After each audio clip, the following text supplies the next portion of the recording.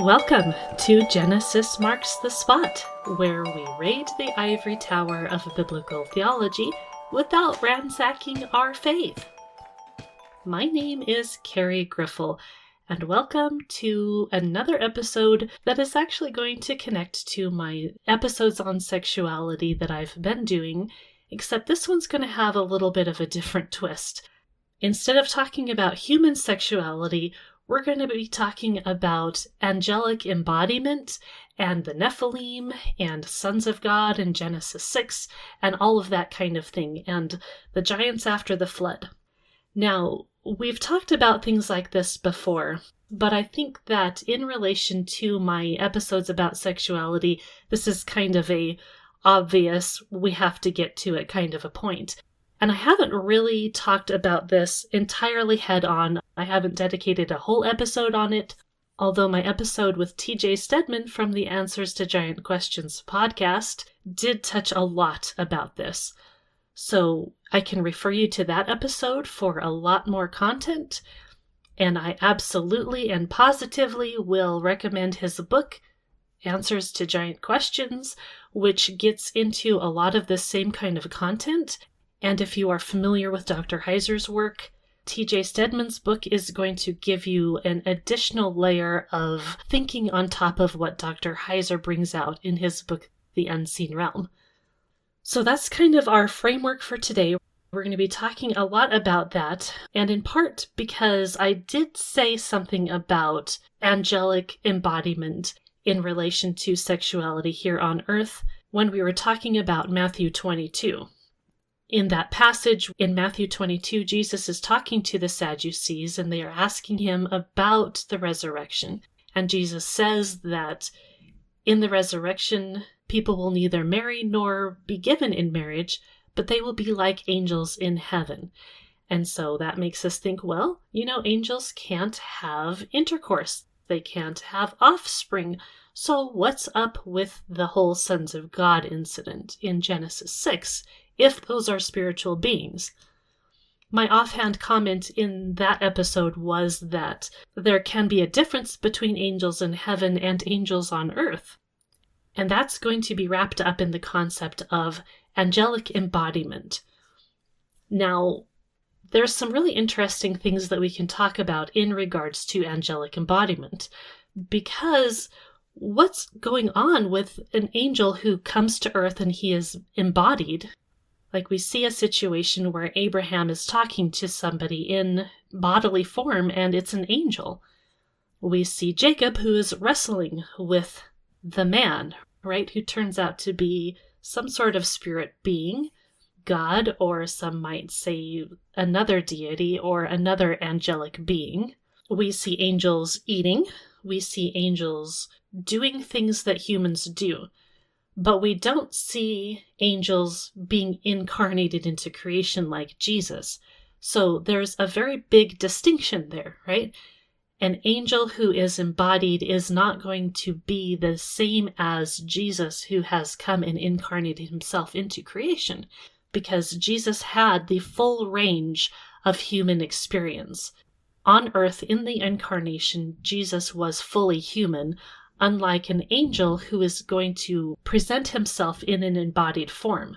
Now, we might say, well, there's going to be limitations with an angel who's presenting himself in bodily form then, right? Because an angel didn't go through the birthing process. He didn't get incarnated in the way that Jesus is. But an angel is also eating human food. So that suggests that the angel's body is a human body. Now, that's going to be important to our whole idea here, that an angel being in human form on earth is going to take on a human body. It's not an angelic body that he is presenting. But my point here is that an angelic being who has presented himself in a human form is skipping the point of creation of being a human. But that doesn't mean that an angel can't have a human body, right? So there's a distinction between an angel as a human and an angel in human form. But there's also a lot of overlap in that, because an angel in human form is going to have a human body. He's not going to have an angelic body, like I said. This is not like the LDS theology where an angel really has a human body in heaven because they lived a human life on a previous planet somewhere. Whether or not there's some sort of angelic substance or something, what we have going on in these situations with angelic beings coming to Earth and interacting on a human level is that they just have a human body. And they're doing human things, but they've skipped the part of creation of actually being a human. So that's why we have, like in Psalm 82, where the Elohim are being judged to die like men. That's not something that normally can happen. Mortality is in the realm of humans and human life. So if an angel can put on human form, then that means they're going to be skipping a lot of human life. They're not born like humans. They don't have to die like humans. But that doesn't mean that an angel who takes on human form cannot do what a human does. I think that just the evidence that people eat and the angel can eat is an indication that they have functioning human bodies. So the argument that an angel cannot have intercourse and procreate with a human in human form is not really all that coherent when you consider the difference between angels in heaven and angels who are presenting themselves on Earth. There's really no reason to think that they're not going to have functioning bodies. But, like I said, they are going to be human bodies. So if an angel comes down to Earth and has intercourse with a human woman, and the angel has a human body and the woman has a human body, well, what are we going to expect about their children? Their children ought to be human as well. And the description that we see of Nephilim and giants is that it does use the word man for them. Now we might say, okay, so why then do they have the appellation of giants? Why are they described as being huge and all of these kinds of things? We have in 2 Samuel, I think it is, with the giants who have the 6 fingers. Why do they seem to be different? Well, first of all, I think we need to understand that back in the day, a giant would be just a really tall human. Because of genetics, because of dietary things, because of other things, and the evidence we have in bones, the average height of a man would be quite short to us today. So if you take a shorter man and a really tall man and you put them side by side, there is quite a vast difference. You can see all kinds of pictures online of those kinds of differences. But not only that, we also need to understand that the presentation of people as giants is in the realm of things like war and conquest. And, if you're describing your enemy as being something really scary that you don't want to have any interaction with, well, you're going to describe them in a way that is hyperbolic. The people of the land of Canaan very well might have been taller than the Israelites. But it's also very possible that this was hyperbolic language. I mean, let's go ahead and read it ourselves. In Numbers 13, starting in verse 25, it says, quote, "When they returned from spying out the land at the end of 40 days, they proceeded to come to Moses and Aaron and to all the congregation of the sons of Israel in the wilderness of Paran at Kadesh. And they brought back word to them and to all the congregation and showed them the fruit of the land. Thus they told him and said, 'We went into the land where you sent us, and it certainly does flow with milk and honey, and this is its fruit. Nevertheless, the people who live in the land are strong, and the cities are fortified and very large, and moreover we saw descendants of Anak there. Amalek is living in the land of the Negev, and the Hittites, and the Jebusites, and the Amorites are living in the hill country, and the Canaanites are living by the sea and by the side of the Jordan.' Then Caleb quieted the people before Moses and said, 'We should by all means go up and take possession of it, for we will surely overcome it.' But the men who had gone up with him said, "We are not able to go up against the people, for they are too strong for us." So they gave out to the sons of Israel a bad report of the land which they had spied out, saying, "The land through which we have gone, in spying it out, is a land that devours its inhabitants, and all the people whom we saw in it are men of great size. There also we saw the Nephilim, the sons of Anak are part of the Nephilim, and we became like grasshoppers in our own sight, and so we were in their sight." End quote. Okay, so this is obviously like an account that's supposed to be scaring their listeners. They're trying to prevent the going into the land, and they're presenting the inhabitants of the land as big, scary guys that we can't possibly beat. And they're connecting this with Anak and with this past history, right? Now, I know it's really a whole lot more interesting and appealing to us to think of them as massive giants. And again, I'm not saying that this isn't a possibility, that they weren't a lot taller and that there wasn't something going on here.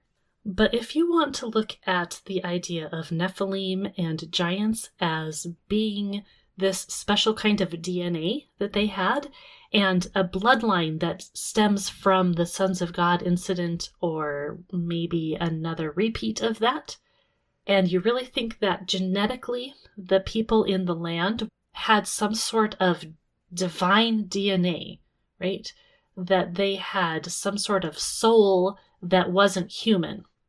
Well, if you want to look at it from that scientific perspective, then you're going to need to look at DNA and how that actually works out in humans.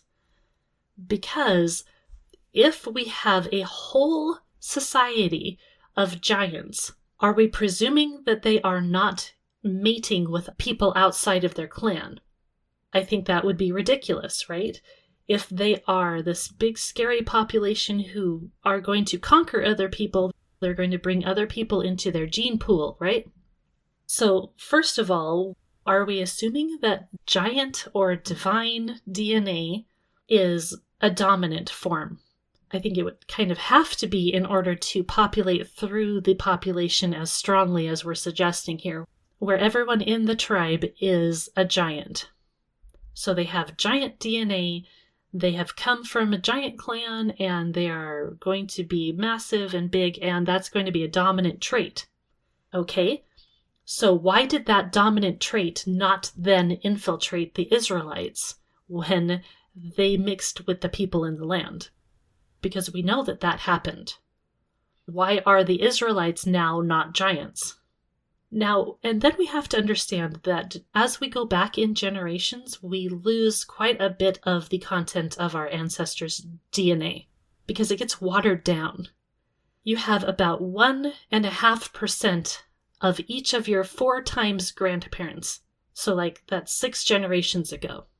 So we're talking giant clans who have integrated other people into their populations. Why are they still giants? Their DNA must be that dominant that why are the Israelites now not giants? See, if you're going to go down the modern DNA route, it doesn't make a whole lot of sense. It just doesn't. So what's the alternative then? Why do we have giant clans? What's the whole point of seeing this narrative in the text? Why do we have Nephilim before the flood and also after? Like, this is a big question, right? How did the Nephilim survive the flood? Well, your answer to that is going to depend on how you're seeing this whole thing happen. Like, are we talking about DNA? Or are we talking about special angelic souls that are put into people? It's tempting to go that route, especially when you see the narrative of the demons in the New Testament, right? As far as how we see that through the lens of books like First Enoch, which are extra-biblical and not included in our Bibles. But this was a common way of thinking about what demons were in the time of the New Testament. If you haven't read Unseen Realm, I highly recommend that book. It helps to explain this narrative, connecting what we have in the Old Testament to what we see in the New Testament. The idea is that The demons of the New Testament are the disembodied spirits of the Nephilim. The Nephilim being this combination hybrid of human and angelic. And so, well, that means that there is something funky going on, maybe not with DNA, but at least on the soul level. They only have half of a human soul, maybe, and there's the other half that's angelic or divine, and you combine those, and it's an unclean spirit, and they don't belong anywhere. They don't belong on the earth, they don't belong in the underworld, and so they're wandering the earth because they have no place to be. That's the narrative we have going on with the unclean spirits of the first century. And so if you have that in your head, especially as a modern person, you're going, well, how does that work? How do we have that unless there's some sort of special divine DNA, bloodlines kind of thing going on? So if you're thinking that, well, the answer for how Nephilim survived the flood is usually twofold, and these are the two ideas that Dr. Heiser brings out in his book, The Unseen Realm. The two ideas are, maybe the flood was regional and so it didn't kill them all off. Okay? There's a whole big argument about that. The other option is that it happened again. But Dr. Heiser doesn't really go into the details of how it happened again. Did it happen exactly the same? That's kind of the presumption, is that it happened exactly the same. One reason I highly appreciate T.J. Stedman's book, Answers to Giant Questions, is that he goes down a bit of a more nuanced path of an explanation for how and why it could have happened again. In short form, it didn't happen exactly the same way multiple times. It only happened one way before the flood, and it happened a different way after the flood. Or at least that's one way we can look at it here. Another way we can look at it is that maybe it happened the same way, both before the flood and after the flood, but there could be nuance between those two different times. Because it does seem like there's an ongoing narrative of the Nephilim and the giant clans and all of these things, but there's also a lessening, right? We have the idea of the first Nephilim, and they were the mighty men of old, which means that we don't see those kinds of men around anymore. And so the giant clans are the same thing, but maybe a little bit nuanced.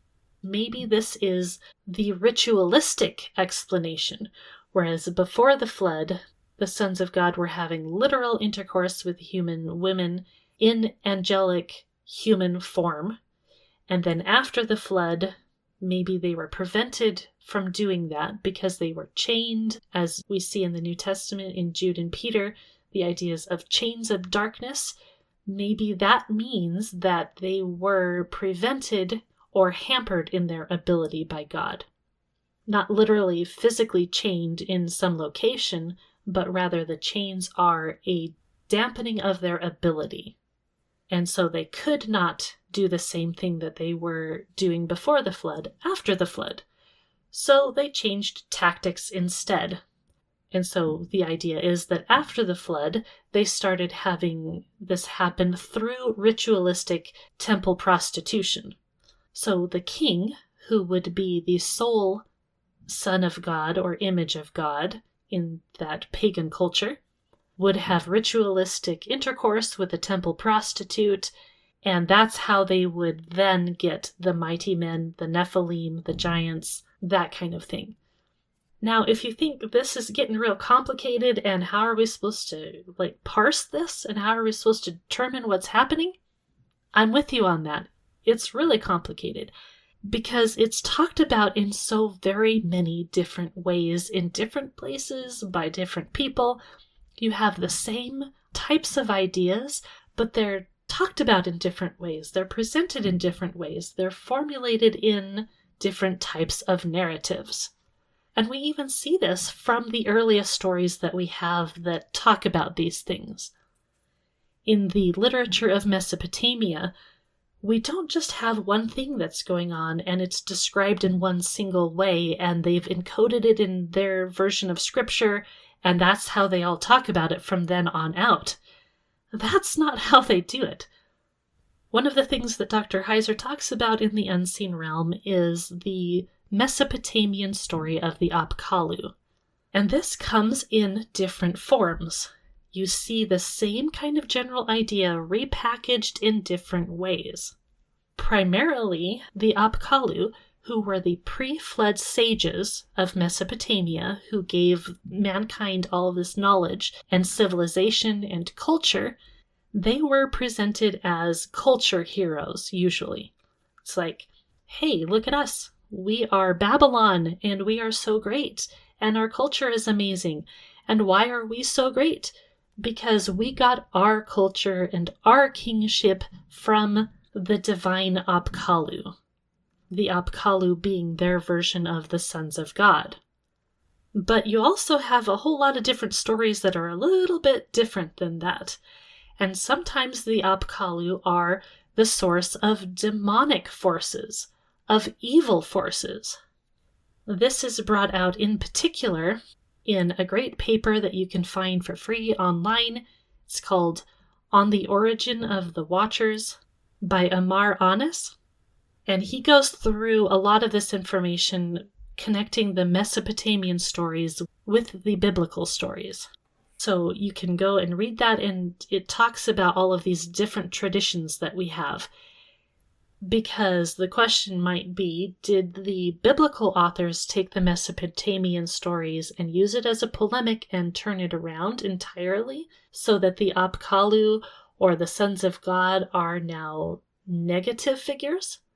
Or did they take a pre-existing story that was already negative to the Mesopotamians and then frame the biblical story around that? And I know there's a lot of people out there who don't like that kind of talking about scripture like this, like it has some sort of source. But if it helps, you can see all of that as stemming from a really ancient source, stemming from the original account. And the Bible is presenting the original account, and the Mesopotamians just twisted it along the way. But that being said, what we have in the Mesopotamian stories is a different account from time to time. We've talked about Babylonian accounts of the flood, but one that we haven't talked about is called the Era Epic. And in the Era Epic, it's the god Marduk who causes the flood to happen. In fact, let me go ahead and read part of this. The flood story in the Era Epic is narrated by Marduk himself, and here's a quote from that. Quote, "Once long ago, indeed, I grew angry. Indeed, I left my dwelling and caused the deluge. When I left my dwelling, the regulation of heaven and earth disintegrated. The shaking of heaven meant the positions of the heavenly bodies changed, nor did I restore them. The quaking of netherworld meant the yield of the furrow diminished, being thereafter difficult to exploit. The regulation of heaven and earth disintegrating meant underground water diminished, high water receded. When I looked again, it was a struggle to get enough." End quote. So this is presenting Marduk, the prime deity of Babylon, as being the one who caused the flood. And there's quite a few connections between these stories and the older Mesopotamian stories, as well as the biblical flood account. The imagery of a lot of it is very, very similar. With water, we have in some places fire, which shows up in First Enoch and in the New Testament, with the lake of fire being prepared for the devil and his angels. We also have connections with the tree of life and with gardening and with flourishing. So once you get all of these ideas start percolating in your head and you're like, how do I separate all of this out? And it's very difficult. And I'm going to propose a metaphor here, but I don't want you to take the metaphor too stringently, okay? Because it's going to break down very quickly. But my metaphor that I'm going to propose here for biblical interpretation of these ideas is that it's like Calvinball. Now, if you're not familiar with Calvinball, it comes from the comic Calvin and Hobbes. Calvin is this 6-year-old boy, and Hobbes is his stuffed tiger, and they go on adventures and they do things together. When Calvin's around other people, Hobbes is just a stuffed tiger. When he is interacting with Hobbes on a personal level, then Hobbes is like a real tiger. He's like his best friend. So they play this game called Calvinball, and Calvinball has rules, but the rules change mid-game. And they change according to whatever Calvin feels like saying they now are. And it's funny because it's kind of like when you're playing with kids, and that's what kids do, right? They want to change the rules to benefit themselves according to what their new perspective is. So my suggestion here is that how we can see the progression and change and ways that this narrative is seen through time, it's a bit like Calvinball. In the context of the exile, where people are reading the book of Genesis and it's attaining its final form. Now, of course, Genesis is far older than the exile, but it attained its final form during the exile. And because of that, it's going to have a lot of these Mesopotamian flavors to it, right? So the flood account is going to be a polemic against Mesopotamian ideas. It's going to be a corrective. It's going to be interacting with the ideas of Mesopotamia. Well, you get past the exile, and now the people aren't in the context of Mesopotamia, but now they have established scripture, they have Genesis in its final form, and they're going, well, what do we do with this, with our new ideas that we're having and that we're playing around with? Then we get books like Jubilees, which is kind of a rewriting of the book of Genesis in a new framework. They're playing Calvinball. Now, again, like I said, the metaphor breaks down quickly because I think there's a lot of cohesion and there's a lot of similarity and a lot of continuity.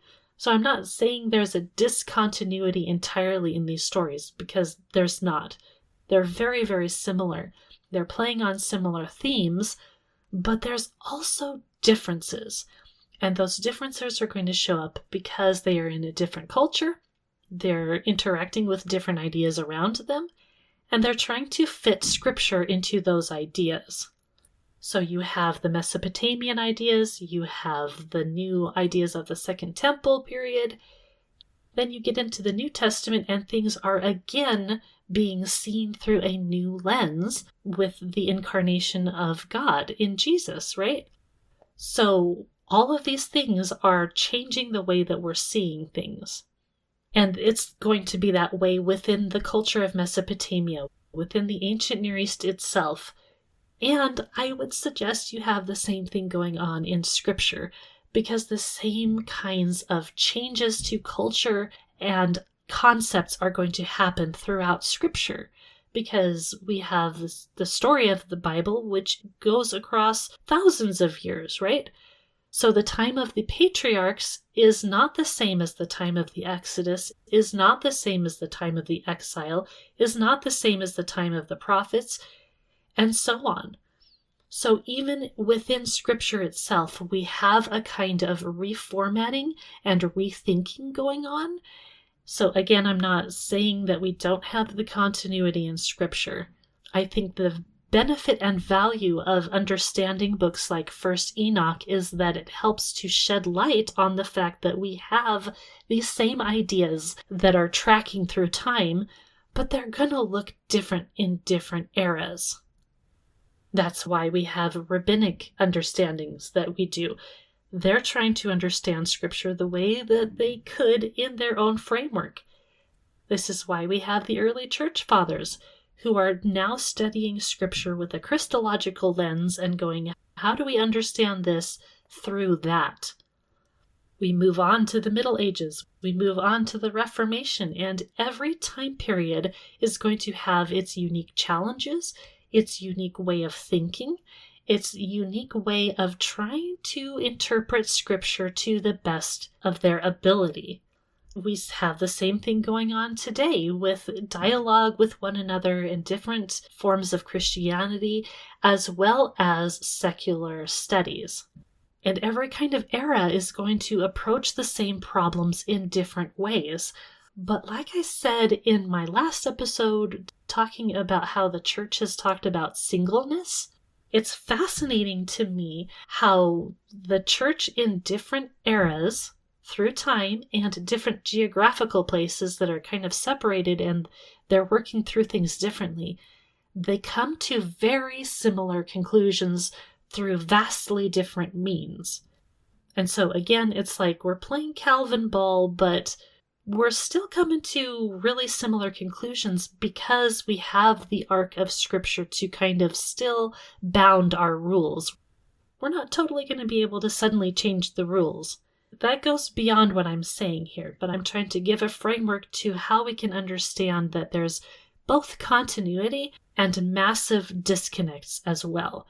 And this is why we can't necessarily take a book like First Enoch that is informing our view of Scripture in New Testament era, but not necessarily needing to take every detail that First Enoch is giving. Because First Enoch has its own context that is not the New Testament, and it's not really even the Mesopotamian context either. It's its own unique thing. And so if we can understand things like the Second Temple period in its context, and the Old Testament in its context, and the New Testament in its context, and the early church in its context, and the Reformation in its context, if we can appreciate each of those pieces of things as its own thing as far as how it's dealing with the world that it is dealing with plus Scripture, and trying to take all of those things seriously, then I think that's really helpful because it can kind of dismantle our need to have as much certainty as we kind of want to have. I understand it's also really frustrating because it means that we can't have as much surety and answers as we want to have. What's absolutely fascinating to me is that we do have so much continuity in this, and we have the story showing up again and again. But going back to the idea of DNA and bloodlines and all of this stuff, the way that we're thinking about it today is not the way that they used to think about it because they didn't understand DNA. They didn't know how human genetics work, and trying to concord our science onto the past understanding of things, it breaks down really quickly, as you can demonstrate if you even start talking about how DNA and genes even work. So there's an enthusiasm to understand all of this stuff with the Nephilim and the giants to sort of excuse or justify the conquest. Because the idea is that if the giant clans were genetically corrupt and they were a danger to mankind in general because of genetic reasons, right? That is going to color the way that we understand things. And it's frankly a big problem when we come to Scripture because we have the Israelites intermarrying with the giant clans. And Dr. Heiser never really came down to an idea of whether or not the sons of God were having intercourse, whether this was about DNA, or maybe it was some sort of scientific manipulation, or maybe it was something else entirely. He never came down on any one particular position on that. Several times I saw him say, well, there's different options and they're all on the table. Which I think that's fair enough, but from my perspective, they're not all the same. All of the options are not the same, and it's obvious that they're not the same, and that some of them, especially from the scientific standpoint, just can't work. Like, if you're going to use science, then you're going to have to apply all of modern science to this problem. And it just doesn't really accord, because the giant clans would have to be entirely cut off in themselves in order to maintain this supposed genetic purity to justify the conquest of killing them all. Like, if the reason for killing all of the giant clans, every member of the giant clans, is that they were genetically corrupted, then we've got problems, because that can't possibly even have worked, because they would have intermarried with other people. And so how are you going to determine who is a giant and who is not, who has giant DNA, who is a human and who isn't a human, when really Scripture just presents them all as humans? They're described as men, but they're described as the enemies of God. And so there's this hyperbolic language. There's the idea that they are not redeemable. Is that because they are genetically corrupt? And that's the justification for killing them all. Well, first of all, they didn't all die. So we know that they failed in wiping out the giant clans. Was that because they didn't kill everyone? Or was that because of another reason?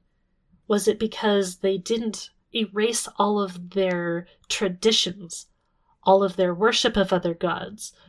Was it because the Israelites did not adequately deal with the situation of wiping out the worship of other gods? So when we think of genetics, and we think of bloodlines, and we think of DNA, we're thinking in this scientific progression, right? We're thinking of biological descent. Is that how somebody in the ancient world would have seen the idea of bloodlines? I've talked quite a bit about inheritance lately, and there's a lot of inheritance wrapped up around this idea of the Nephilim and the Apkallu and the stories involving those things. You have pre-flood Apkallu, and you also have post-flood Apkallu, and they're not the same things, even accounting for the fact that we can have just general change in culture and the way that people see things as far as Calvinball interpretation goes. But not only that, but even if you have some continuity, the Apkallu before the flood are seen as fully divine, whereas the Apkallu after the flood are only partially divine. And again, in our modern scientific thinking, we're like, well, okay, so what do you do then when you have a person who is half human and half divine? But look, that's not actually the way they talked about it. They talked about it in thirds.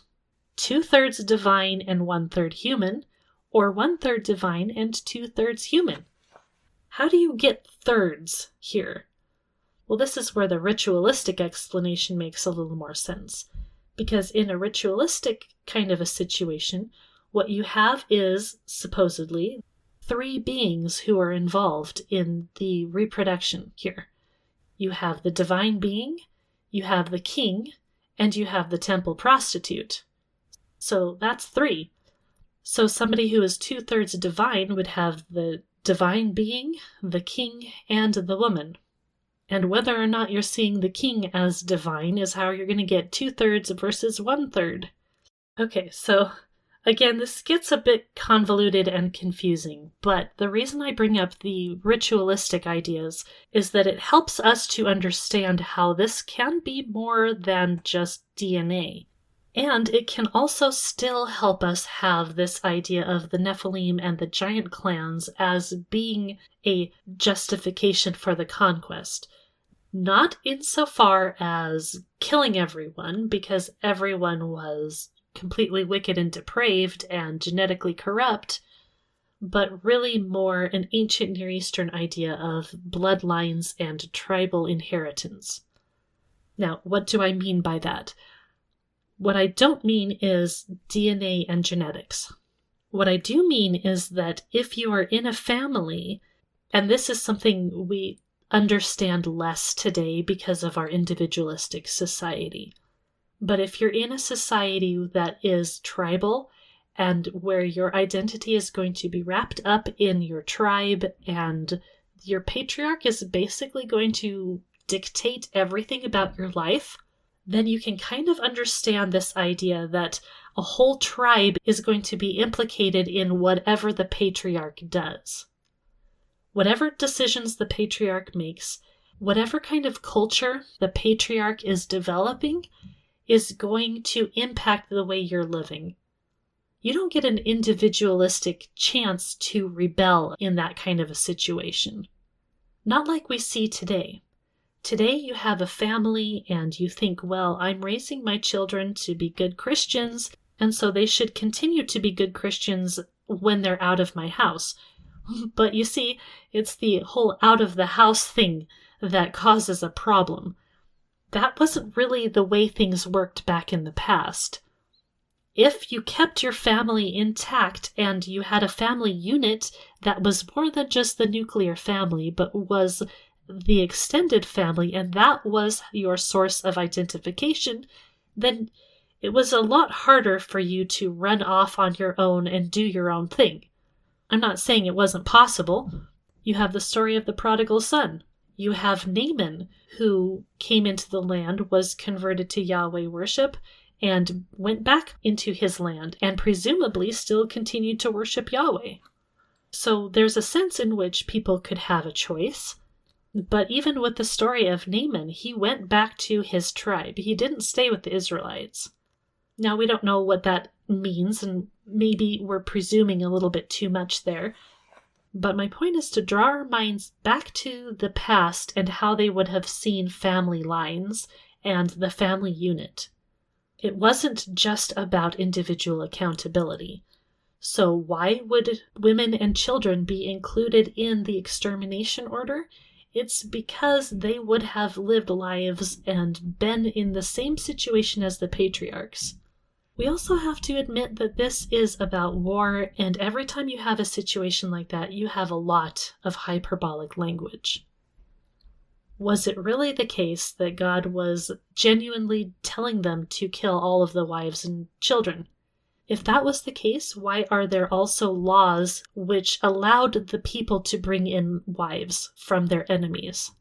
Now, it's entirely possible that what we have is a very different ethical situation, and people just didn't see morality the way that we do, and there's this difference and distinction here, and it's a really hard, perplexing problem. And I think that just saying that the destruction was because of genetic corruption, I don't think that absolves us of the difficultiness of the situation, and neither does this idea. But we can see it a little bit better in that ancient light that what a tribe was and what a tribe did and how the culture was perpetuated in a tribe would not just cease to be if that tribe wasn't demolished. And so you can have kind of a both and situation here. You can have the idea that this is going to help us understand the conquest, but it doesn't have to be about DNA corruption. That's kind of my point here. What you can see is the same kinds of themes cropping up over and over, and that's why I also think it's misguided to say that the whole Nephilim narrative isn't important in Scripture, because we see it show up in very important ways. And it doesn't have to be rooted in this genetic line, because it wasn't about the genetics, it was about the loyalty and the choices made by the patriarchs to follow Yahweh. As Dr. Heiser said, it was always about believing loyalty.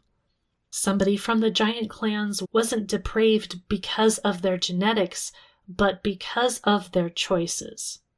The people who would be decimated in the conquest weren't decimated because they just happened to belong to the wrong family, but because they belonged to the wrong family and they were doing the wrong things and they made the wrong choices, they were worshiping the wrong deities, and they were doing so in extreme ways as well, with child sacrifice and ritualistic sex and other things like drinking blood, and all of these ideas that are spoken against very strongly in the Torah.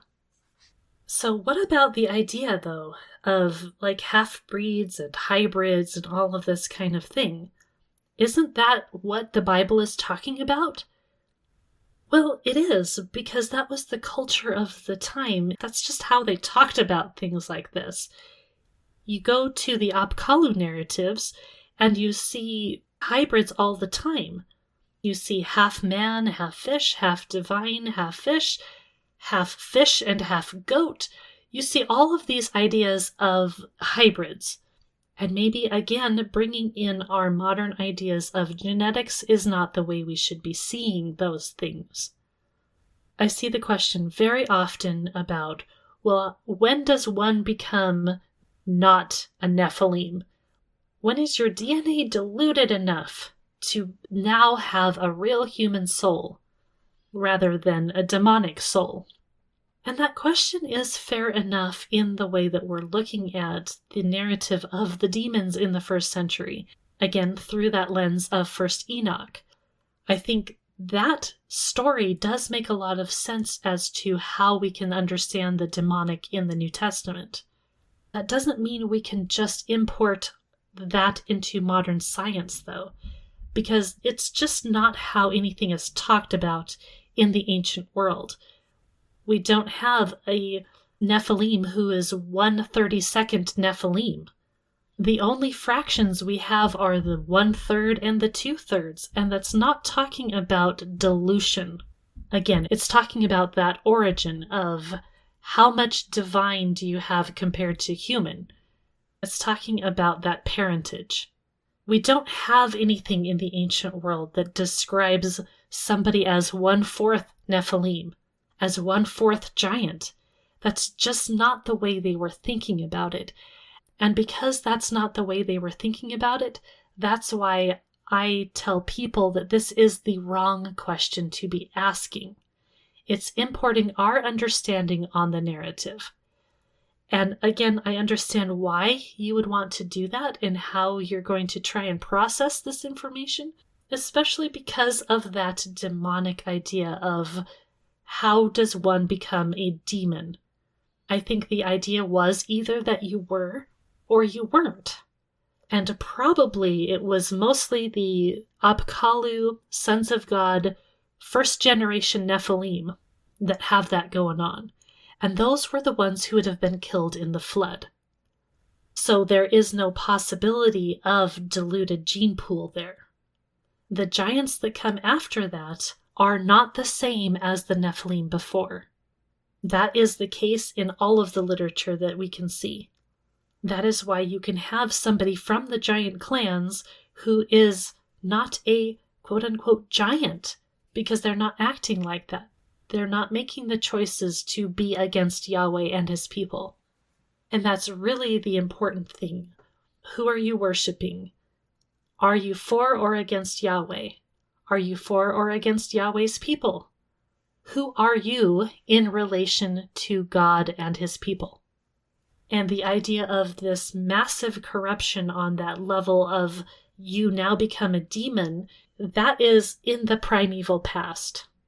That is those situations that are very unique and that are wrapped up in the idea of worship of other gods. You don't accidentally become that. Now, can there be a sense that somebody could become corrupt? They can corrupt their own souls to that point? I think there's a possibility there.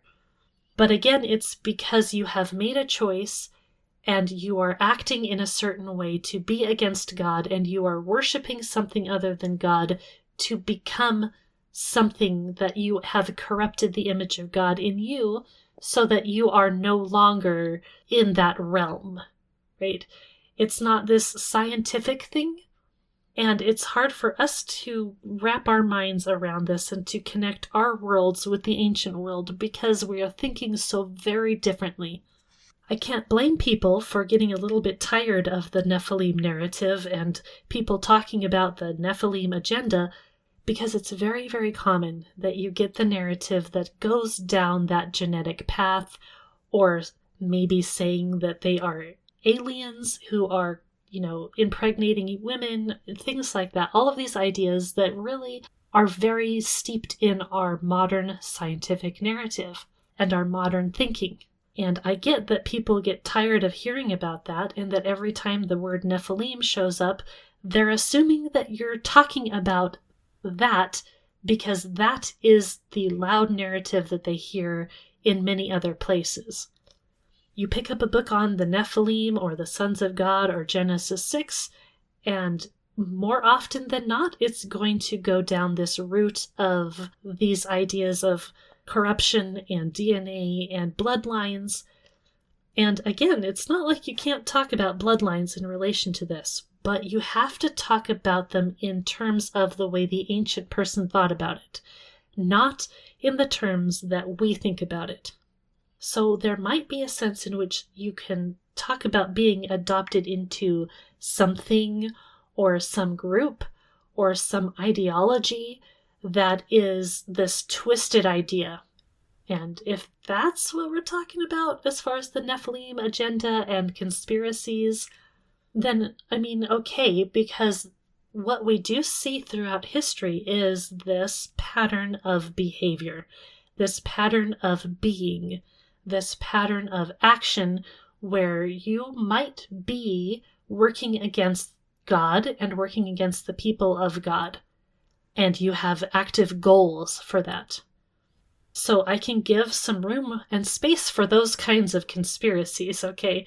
I'm not saying there aren't any conspiracies in the world, because we know how people act, and we know that people like to work together for their own ends and things. Okay, so great. That kind of conspiracy, okay, but it becomes dangerous in my mind when we are tying that to genetics and literal bloodlines.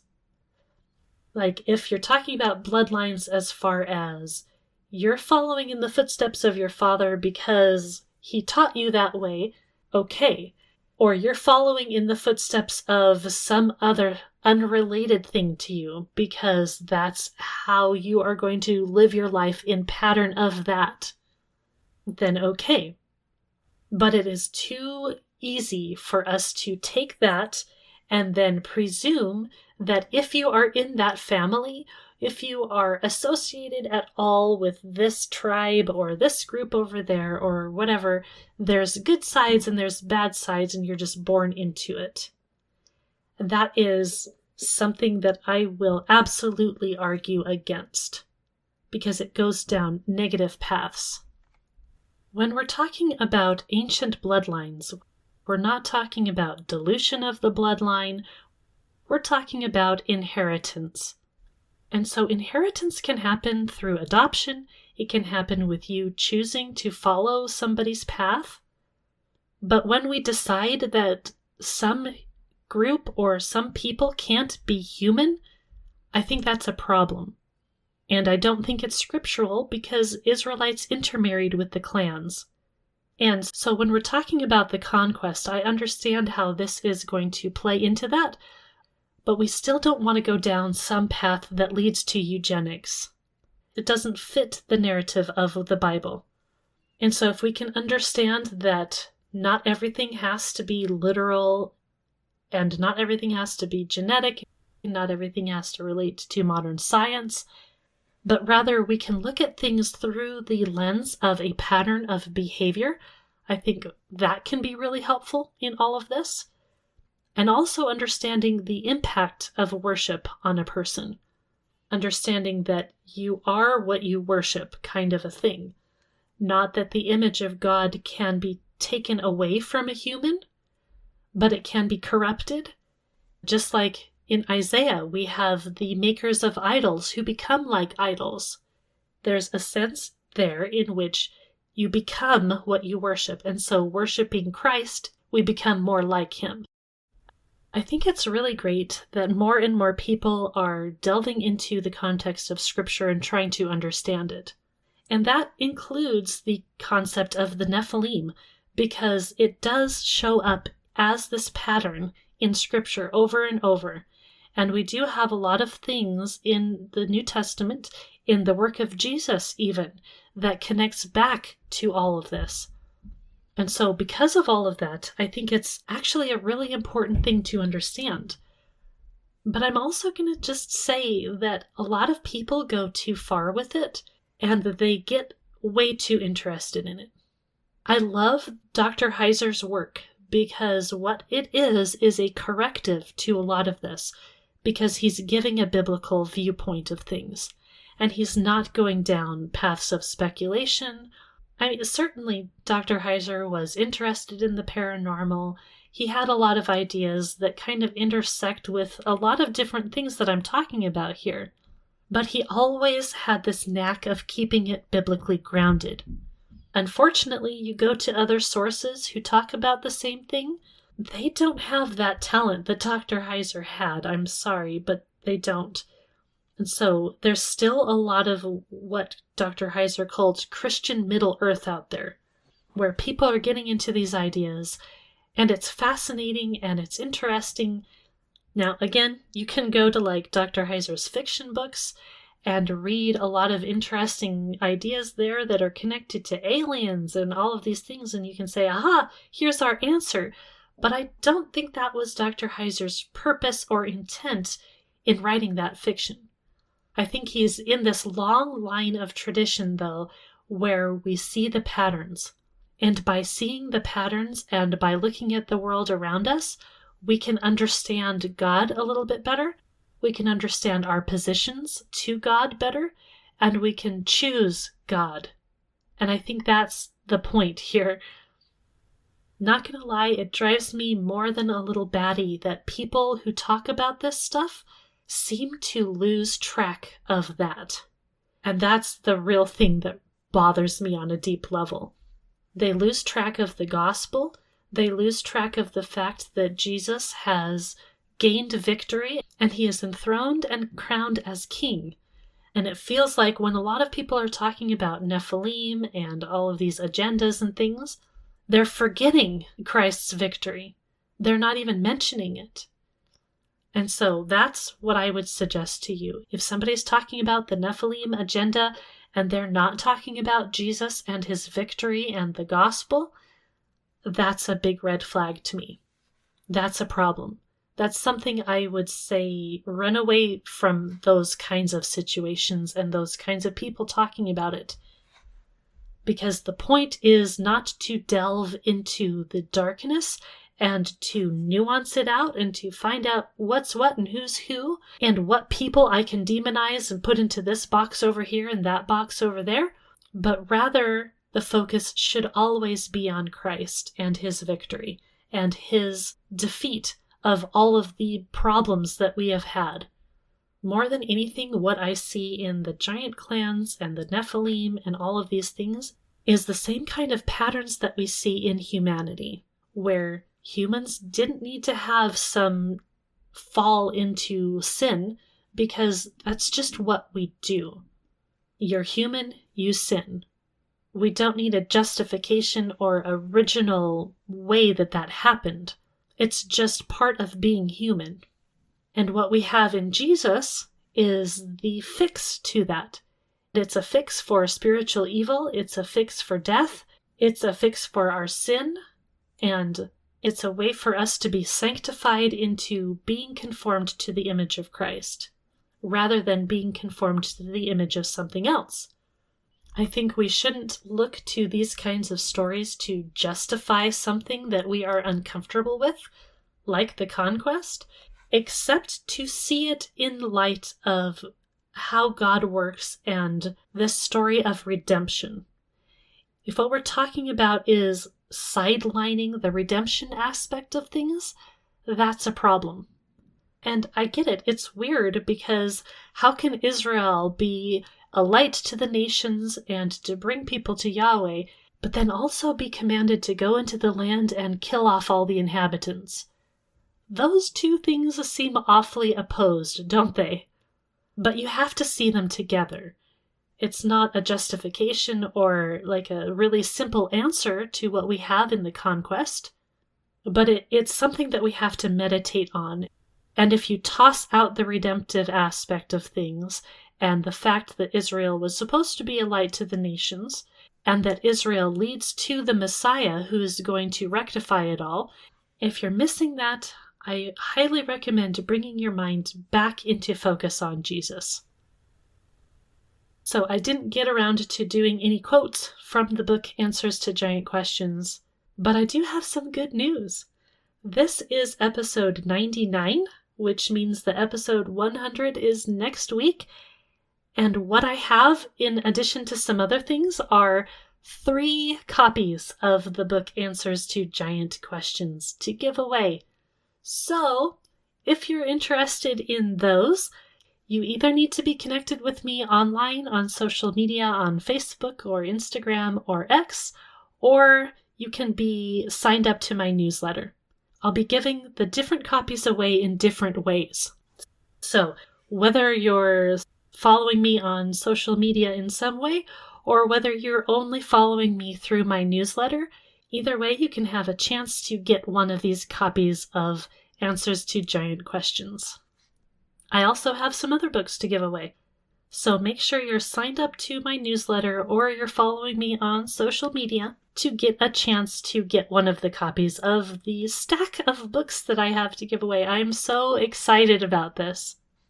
So a really big thank you to TJ Stedman for these copies for me to give away. I'm so excited to get these in your hands. And as I said when I interviewed him, I love his emphasis and bringing things back to the gospel. It's not something you see very often when people are talking about the Nephilim and giants. So if you have a concern about whether or not you should read this book, I'm not saying you have to agree with what he's saying in his book, but do know that it has that flavor of the gospel that not all of books about Nephilim have. So, highly recommended. Get yourself a copy if you don't win one, and go ahead and start thinking about things from the perspective of gospel and redemption. Alright, I hope that this episode was interesting and useful to you. Thank you for everyone who sent in comments and feedback on my episodes about sexuality. For those who are still listening, if you have questions and things you'd like me to address later on, I would be more than happy to do so. I think that this kind of wraps up things officially and really on my series of human sexuality. Even though we talked more about the angelic side and things like that, I think you can see that it's still all about human sexuality. So this kind of is going to bring us back into the flood stories and things like that. And we're going to be diving pretty deep into the flood narrative pretty soon, with also some stops along the way. I've got what I hope is going to be an interesting topic for my 100th episode next week, which I hope you will enjoy as well. Thank you guys for listening. I really appreciate all of my listeners, and a big shout out to those of you who are outside of my own context, who are listening outside of the United States. I know there's a whole bunch of you guys, and I really appreciate it. Thank you for those of you who come into my Facebook discussion group and interact there. And thank you to all of you who support me financially. You guys help me more than you know, and I really want to thank you guys.